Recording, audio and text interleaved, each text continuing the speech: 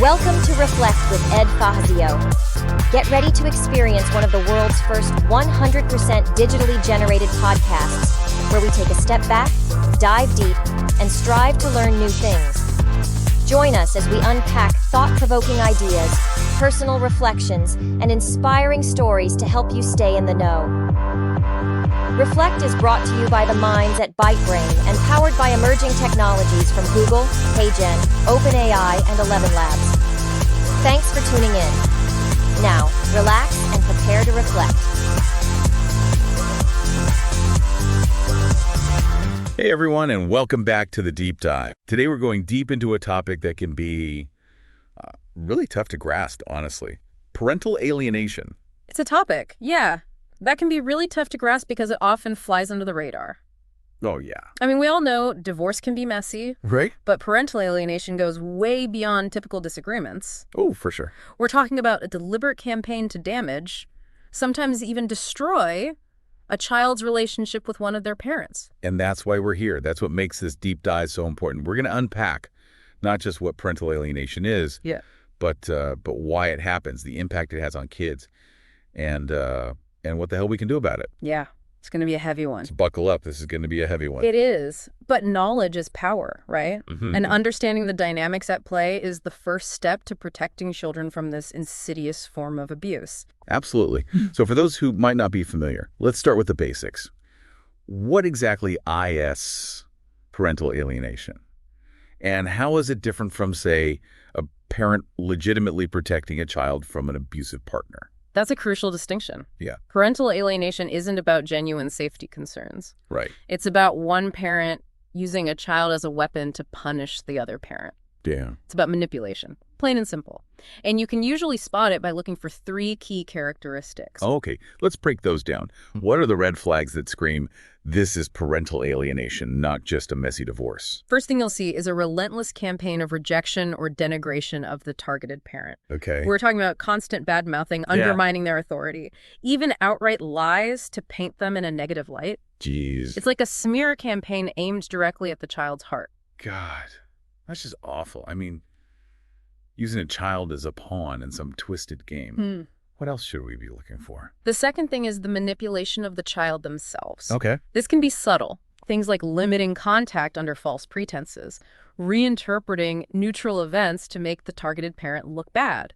Or it can be shockingly blatant, like changing the child's name to erase any association with the other parent. Wait, seriously. Changing the child's name, that's just messed up. It's like trying to erase a part of their identity, their history. Right. What kind of person does that? It's a power play. Wow.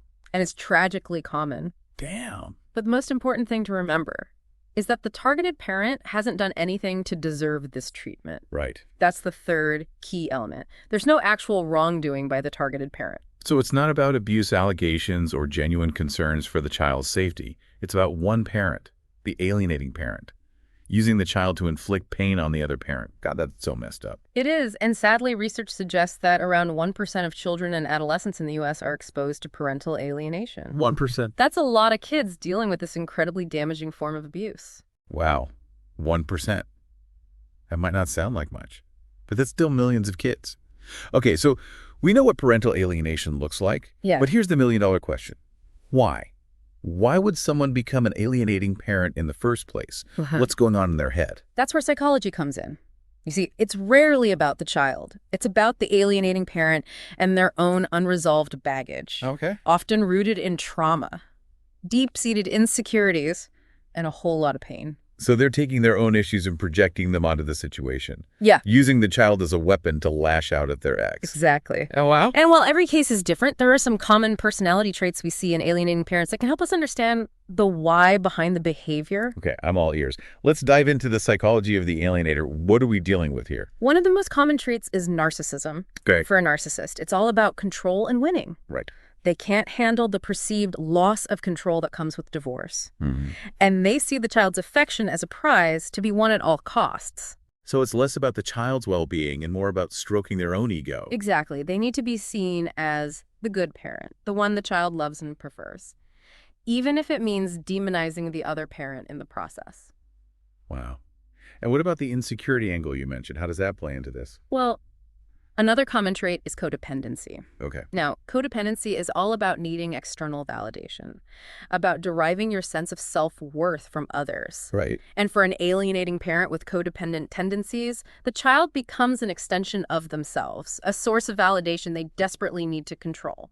So they see the child not as an individual, but as a possession, a way to fill that void within themselves. It's like they're saying, if I can't have you, the other parent, then I'll have the child's love. I'll make them choose me, and that will prove I'm worthy. That's a great way to put it. It's this desperate need for validation, for control that can drive them to extreme lengths. They'll manipulate the child, poison the relationship with the other parent, all to maintain that sense of power and avoid facing their own internal struggles. Man, this is just so twisted. Okay, so we're talking narcissism, codependency. What other psychological factors are to play here? Another one we see often is borderline personality disorder. Okay. Now, BPD is characterized by intense fear of abandonment, instability in relationships, and difficulty regulating emotions. Yeah. And for someone with BPD, divorce can trigger those core fears like nothing else. So it's like their world is imploding, and they're lashing out in the only way they know how. Exactly. They might see the other parent moving on, building a new life. And that triggers this intense fear of being replaced, of being left alone.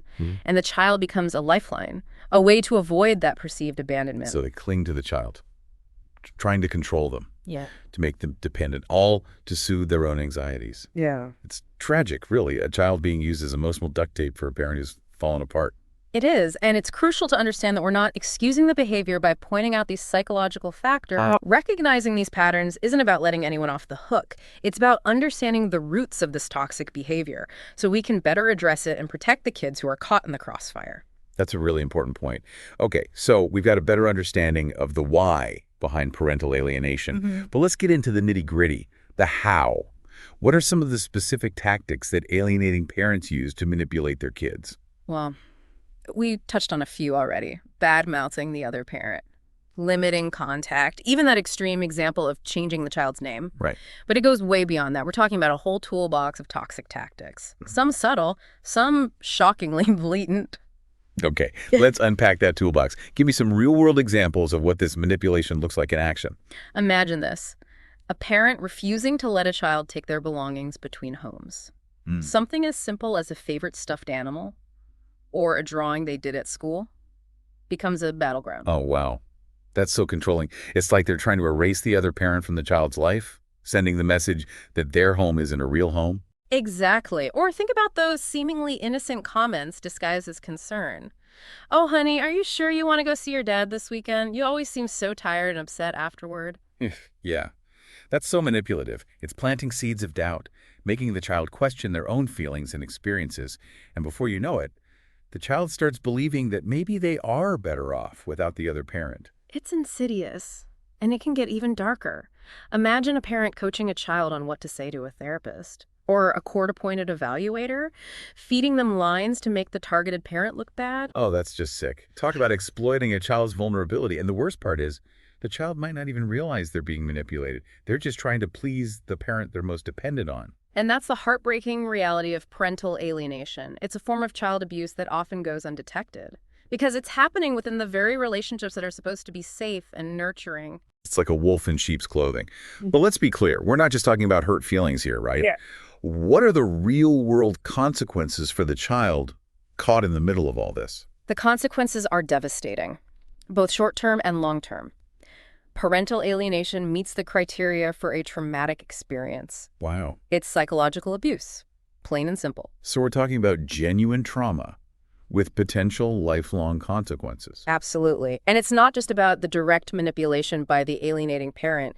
It's also about the child witnessing the emotional abuse of the targeted parent. Okay. They see someone they love being demonized, rejected, and it creates this profound sense of insecurity and confusion. So on top of feeling betrayed by the alienating parent, they're also traumatized by seeing the parent they're being turned against, being treated so horribly. It's like a double whammy of pain and betrayal. Exactly. And all of this stress and conflict can have a ripple effect. We often see the targeted parent struggling with their own mental health, Right. sometimes even turning to substance abuse as a way to cope with the pain and helplessness. And that just plays right into the alienator's hands, doesn't it? They can point to the targeted parent's struggles as proof that they were right all along. It's a vicious cycle, really. It is, and we haven't even touched on the long-term impact on the child. We're talking about increased risks of depression, anxiety, relationship issues, even substance abuse later in life. These kids are robbed of a healthy relationship with one of their parents, and they carry that loss with them, often for a lifetime. God, that's just heartbreaking. It makes you wonder how anyone could be so cruel, so selfish, to inflict this kind of pain on their own child, all to punish their ex. It's hard to wrap your head around, isn't it? But the more we understand the dynamics at play, the better equipped we are to intervene, to protect these kids, and to hopefully break this cycle of abuse. Okay, so we've covered a lot of heavy stuff here. We've talked about what parental alienation is, the psychology behind it, and the devastating consequences for everyone involved. But we can't end there, right? We need to talk about solutions. We need to talk about hope. Absolutely. And there are hope. There are ways to help these families heal, to break the cycle, and to prevent this kind of abuse from happening in the first place. But that's a conversation for part 2 of our deep dive. Okay, listeners, hang in there. We're going to get into the solutions, the legal battles, and the incredibly resilient stories of those who have survived this trauma. Stay tuned for part 2 of this deep dive. You know, as dark as this all sounds, hearing the stories of adults who live through parental alienation as children, I think sometimes that's the most powerful way to truly grasp the impact. Yeah, for sure. We've got some firsthand accounts in our research that are just gut-wrenching. These are real people whose lives have been profoundly shaped by this experience. It's a stark reminder that this isn't just some theoretical concept. It's real-life trauma with very real consequences. It is, and their voices need to be heard. Their stories paint a vivid picture of the long-term emotional toll parental alienation takes. We're talking depression, anxiety, difficulty forming healthy relationships. It's all there. Yeah. The research shows that these are some of the most common after effects, but I think what really gets me is this pervasive sense of grief and loss that so many describe. It's like they've been robbed of their own history, their own sense of belonging. It's profound. They grieve the loss of their childhood, the loss of a relationship with the targeted parent, and in some cases, even the loss of their own identity. It's like a fundamental part of them is missing. Okay, so let's get into some specifics. What are some of the feelings that stand out to you from these accounts? What really illustrates the raw impact on their lives? There's this one quote from a study on the mental health of adults alienated as children that really stuck with me. One participant said they felt like a mollusk in a shell, away from the world, not understanding why they were in a perpetual state of anxiety. It took decades to even begin to understand what happened to them. Wow, that image of a mollusk in a shell, that is so powerful, so isolating. It really gets at that deep-seated fear and mistrust that alienation can breed. They're closed off, disconnected, unable to fully engage with the world because their sense of safety and trust has been shattered. It's heartbreaking, and that feeling of isolation, of not being seen or understood, it often follows them into their adult relationships. So many of the accounts talk about struggling to form healthy bonds, whether it's romantic relationships, friendships, or even family relationships outside of the immediate situation. That makes sense. It's like they're constantly waiting for the other shoe to drop, expecting betrayal or abandonment, because that's the blueprint they were given as kids. Exactly. They never learned how to trust, how to be vulnerable, because the relationship that should have been their safe haven turned into a battleground. There's another quote from the research that really hit me hard. One participant talks about this overwhelming sense of guilt, saying there's a lot of blame and guilt, and it's still there. Like sometimes I'm like, oh, maybe this is my fault. Maybe I have done this. That is sadly so common, and it speaks to the insidious nature of parental alienation, because remember, the alienated parent is often very skilled at manipulating the child into believing that they are somehow responsible for the conflict, for the rejection. So the child internalizes this blame, this guilt, and carries it with them for years, decades even. It just breaks my heart to think about carrying that burden for so long. It can be incredibly damaging to their sense of self-worth. They start questioning their own perceptions, their own memories, their own ability to judge character, and that creates a deep-seated insecurity that can be incredibly difficult to overcome. It's like their whole reality has been warped, and they're left trying to pick up the pieces, wondering what was real and what wasn't. And you know what's really terrifying? Is that this cycle of abuse can repeat itself. Some of the participants in these studies talk about becoming targeted parents themselves, about their own children being alienated from them. It's a chilling reminder that parental alienation has ripple effects that can extend across generations. impacting entire family systems. This trauma can be passed down like a toxic inheritance, and that's why breaking the cycle is so crucial. Okay. So we've talked about the devastating emotional toll of parental alienation, but let's shift gears now and talk about the legal landscape surrounding this issue. Because I think a lot of people assume that if this kind of abuse is happening, the courts will automatically step in and protect the child. Unfortunately, it's rarely that simple. One of the biggest challenges is that there's no universal legal definition or diagnosis of parental alienation, which makes it incredibly difficult to address within the legal system. And the whole debate surrounding parental alienation syndrome, PAS, as a formal diagnosis has muddied the waters even further, right? It has. While some experts firmly believe in PAS, others argue that it's not scientifically valid and can be misused to dismiss legitimate abuse allegations, which is a valid concern. Yeah, we can't ignore that risk. Right. We have to balance the recognition of parental alienation with the very real need to protect children from actual abuse. It's a tightrope walk. And unfortunately, the legal system isn't always equipped to handle those nuances. Exactly. And that's why, for now, the focus should be on the observable behaviors of the alienating parent, not on slapping a potentially controversial label like PAS onto the situation. It's about looking at the evidence, the specific actions, and seeing if they fit the pattern of manipulation and control we've been talking about. So it's about focusing on what we can prove, on those concrete examples of alienating behavior. But even then, I imagine it can be incredibly difficult to convince a judge that this is happening, especially when the alienating parent is often very charismatic and persuasive. It can be incredibly frustrating for targeted parents who are trying to get the courts to understand the emotional damage their child is enduring. They're fighting an uphill battle, often against someone who's incredibly skilled at manipulating the system. So what can they do? What legal strategies can be used to protect the child and try to repair the relationship with the targeted parent? Well, first and foremost, finding a lawyer who understands parental alienation is crucial. Okay. They need someone who can see through the alienator's tactics, gather evidence effectively, and advocate for the child's best interests. Okay. So finding the right legal representation is key. But what are some of the specific legal avenues that might be pursued in these cases? Well, it depends on the specific circumstances, of course, but generally speaking, the goal is to gather evidence that supports the claim of parental alienation and to advocate for orders that protect the child's relationship with the targeted parent. So that might include things like supervised visitation, therapy for the child and the alienating parent, maybe even a change in custody if the situation is severe enough. Exactly. But again, it's a complex process, and there are no guarantees. The legal system is imperfect.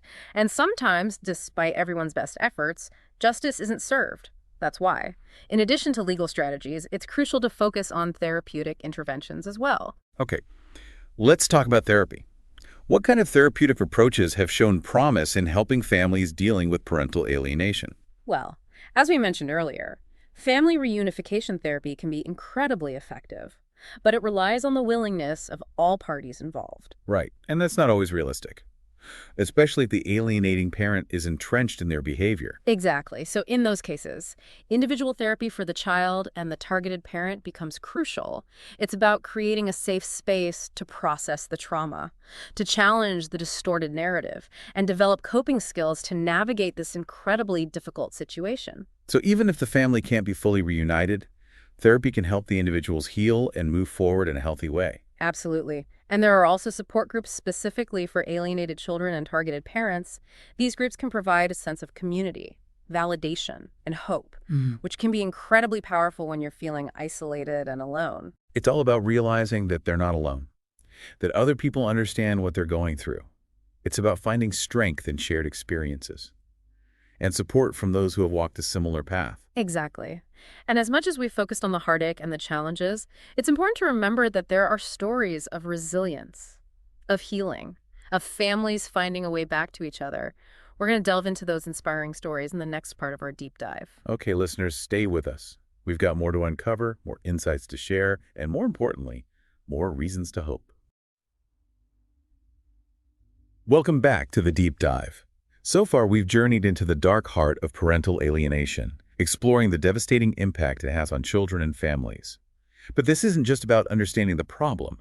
It's about finding solutions, about shining a light on the path to healing and justice. That's right. We've got to move beyond the pain and start talking about what we can do to help these families, how we can prevent this from happening in the first place, and how as a society we can better protect children from this insidious form of abuse. Okay, so let's dive into those solutions. Let's talk about what's working, what still needs to change, and how we can all be part of the movement to protect kids from parental alienation. Well, as we discussed earlier, therapy is a crucial piece of the puzzle. Family reunification therapy, when all parties are willing to participate, can be incredibly effective in rebuilding trust and communication.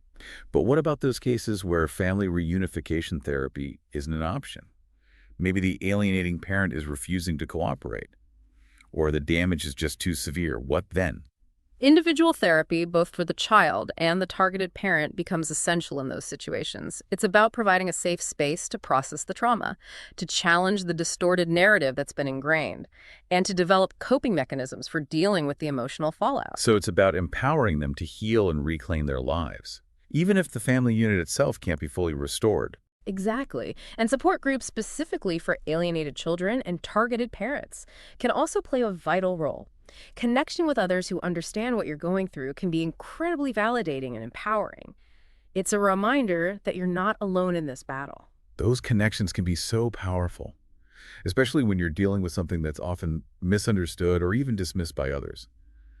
Okay, so we've talked about the therapeutic interventions that can help families heal.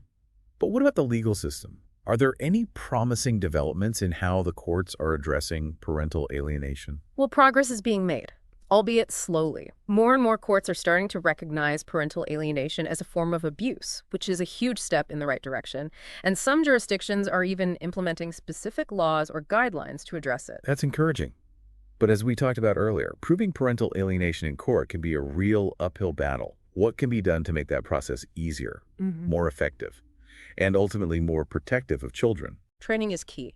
We need to educate judges, lawyers, custody evaluators, anyone involved in family court about parental alienation, the signs, the tactics, the devastating consequences. They need the tools and the knowledge to recognize it, assess it accurately, and respond appropriately. So it's about raising awareness within the legal system itself, ensuring that everyone involved understands the seriousness of this issue. Exactly. And another critical area for improvement is the development of standardized assessment tools. Right now, there's no single universally accepted way to evaluate parental alienation, which can make it incredibly difficult to build a strong case in court. So having those standardized tools would provide more objective evidence, making it harder for the alienating parent to manipulate the situation or have the claims dismissed. Precisely. Yeah. And finally, I think we need to push for legislation that specifically addresses parental alienation. This could include defining it as a form of child abuse, establishing penalties for those engaging in alienating behaviors, and providing resources for families affected by it. So basically bringing parental alienation out of the shadows and making it a recognized legal issue with real consequences for those who perpetrate this kind of abuse. I think that's a goal we can all get behind. Absolutely. But legal solutions are only part of the equation. We need to address this issue on a societal level as well, if we want to truly protect children. Okay, so let's zoom out and talk about the bigger picture. What can we do as a society to prevent parental alienation from happening in the first place? I think one of the most impactful things we can do is shift the cultural conversation around divorce. We need to move away from this adversarial model where parents are pitted against each other and towards a more collaborative approach that prioritizes the child's well-being above all else. So promoting healthy co-parenting, even after the romantic relationship ends, with the understanding that the child deserves a loving relationship with both parents. Exactly. And to make that a reality, we need to provide more support for families going through separation or divorce. This could include parenting classes, mediation services, counseling, anything that can help parents navigate this challenging transition in a healthy and productive way. Because if we equip parents with the tools and resources they need to co-parent effectively, we're less likely to see them resorting to alienating behaviors. Precisely. And of course, education is key. The more we talk about parental alienation, the more we raise awareness, the better equipped we'll be as a society to recognize the signs, intervene early, and offer support to those who are struggling. It's about breaking the stigma, fostering a culture of understanding and support, and ultimately creating a world where parental alienation is no longer tolerated. I couldn't agree more. It's about creating a society where children's well-being is truly paramount, where families are supported through difficult transitions, and where parental alienation is recognized and addressed for the harmful form of abuse that it is. That's a vision I think we can all rally behind. So as we wrap up this deep dive into the complex and heartbreaking world of parental alienation, what's the one key message you want our listeners to take away?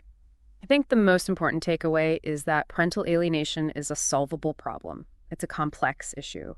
But with awareness, education, and a collective commitment to change, we can protect children from this form of abuse and help families find a path to healing. That's a powerful and hopeful message, and one that I think we all need to hear. So thank you for joining us on this deep dive into parental alienation. We hope this episode has provided you with a deeper understanding of this issue, sparked some important conversations, and maybe even inspired you to be part of the solution. Thank you for having me. It's been a privilege to be part of this conversation. And to all our listeners out there, thank you for diving deep with us. Until next time, keep those minds curious, keep those hearts open, and keep fighting for a world where every child can thrive in the loving embrace of both their parents.